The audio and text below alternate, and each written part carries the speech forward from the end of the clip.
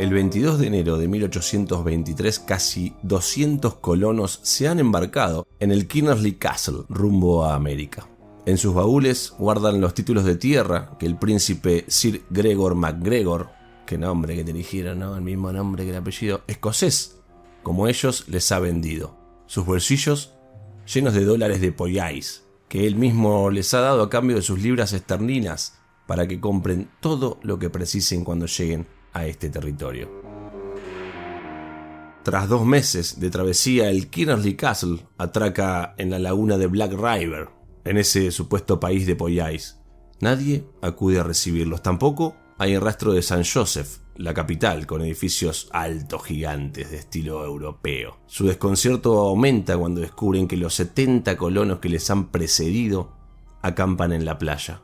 Pronto descubrirán que los dólares que llevan en sus bolsillos no valen absolutamente nada y que los certificados de la tierra en los que han gastado todos sus ahorros son papel mojado y que Poyais es un territorio infestado de mosquitos que transmiten malaria y fiebre amarilla. 180 hombres, mujeres y niños morirán víctimas del inmenso fraude urdido por MacGregor. Mientras los colonos pierden la vida en aquel infierno, la alta sociedad londinense busca con impaciencia la presencia del príncipe y cacique de Poyais en todas sus fiestas. La cosa es así.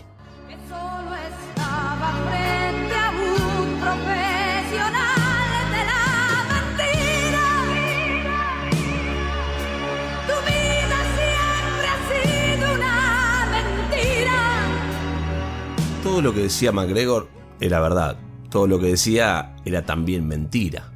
Nació en Loch Katrine en 1786 y con 16 años se alistó en el ejército. Luchó en la Guerra de la Independencia Española y en el Regimiento 57 a las órdenes de Wellington, pero no en la Batalla de la Albuera, porque para entonces ya no pertenecía al ejército británico. Sí, fue soldado de fortuna en América y sí, su mujer era prima de Bolívar, pero su combate contra la corona española distaba de ser heroico o de estar motivado por un noble ideal. Había huido cuando las cosas pintaban mal e incluso Simón Bolívar, que no olvidó su cobardía, ordenó su ahorcamiento por traición.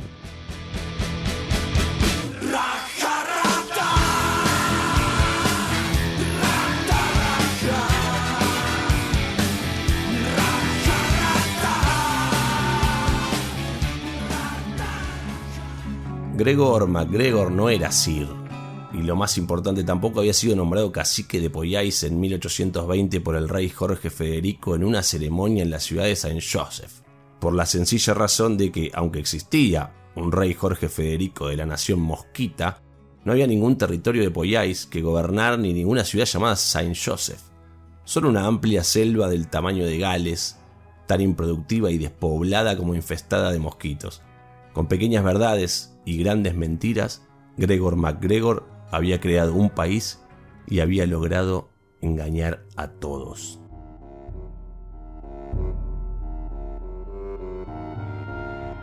MacGregor tenía un plan.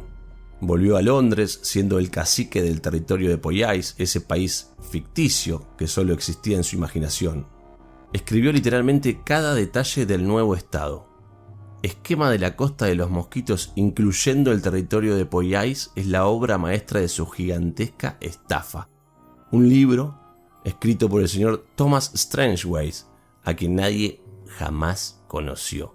Ilustrado y todo, con grabados de los paisajes idílicos de Poyais, pretendía ser un detallado manual práctico para los colonos, pero no era más que copiar y pegar una partecita de un montón de otros libros. Tiempo más tarde, abrió su embajada en Dowgate Hill, en el corazón de la City, anunciándolo a bombo y platillo en la prensa. Si hubiera empezado pidiendo dinero prestado, sin duda, habría despertado la desconfianza de los banqueros de la City. Fue mucho más hábil. Organizó primero la colonización de Poyais y entonces, con la maquinaria ya en marcha, pidió ayuda financiera. MacGregor sedujo por completo a William John Richardson, uno de los más destacados aristócratas londinenses, al que convirtió en el embajador de Poyais en Gran Bretaña.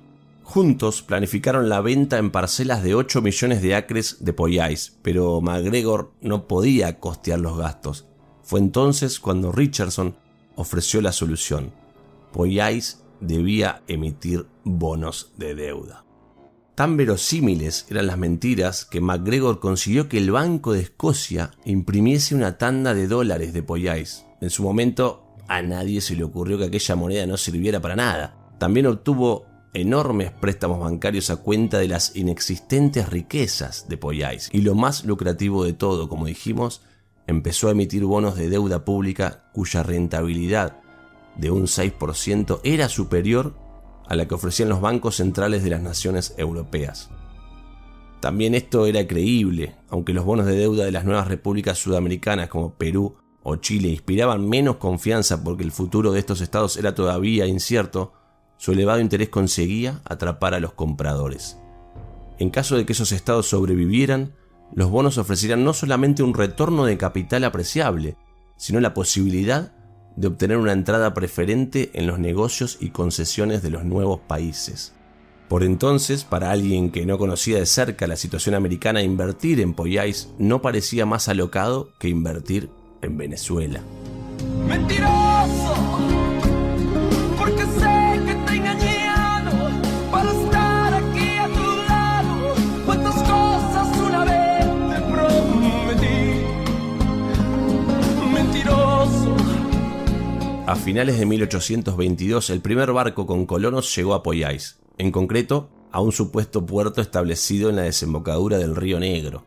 Atónitos, varios centenares de hombres, mujeres y niños desembarcaron en una costa que complace a los ojos, o sea, era linda, pero en la que no había ni rastro del puerto.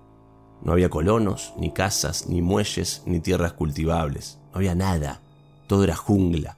Se establecieron como pudieron en las playas y enviaron algunas expediciones para encontrar civilización, ante la posibilidad de que hubiesen desembarcado en un sitio equivocado.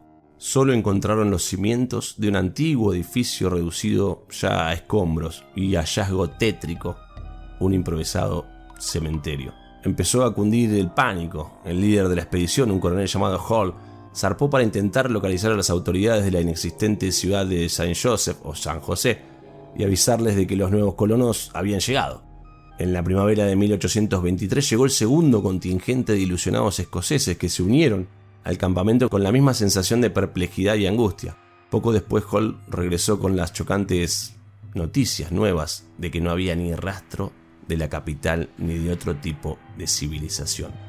Habiendo pasado el tiempo y comprobado que las autoridades británicas no habían efectuado ningún movimiento para rescatarlos, Hall partió de nuevo para contactar con George Frederick Augustus I, el rey de los misquitos.